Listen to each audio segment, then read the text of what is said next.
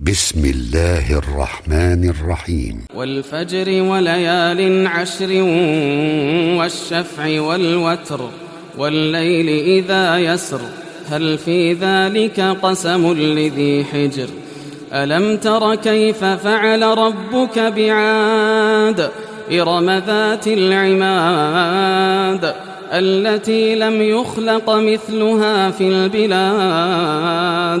وثمود الذين جابوا الصخر بالواد وفرعون ذي الأوتاد الذين طغوا في البلاد فأكثروا فيها الفساد فصب عليهم ربك سوط عذاب إن ربك لبالمرصاد فأما الإنسان إذا ما ابتلاه ربه فأكرمه ونعمه فيقول ربي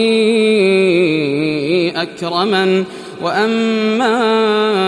إذا ما ابتلاه فقدر عليه رزقه فيقول ربي أهانن كلا بل لا تكرمون اليتيم ولا تحاضون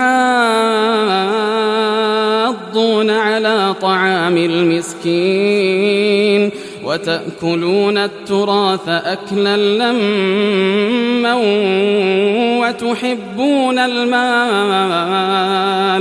وتحبون المال حبا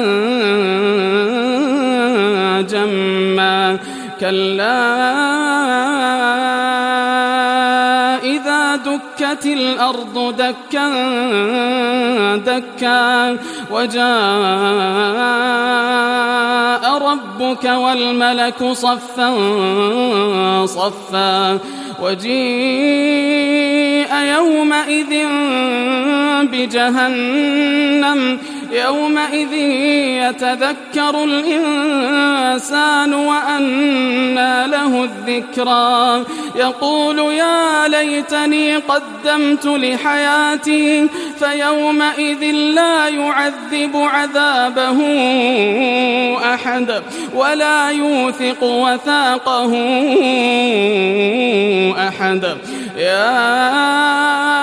أيتها النفس المطمئنة ارجعي إلى ربك راضية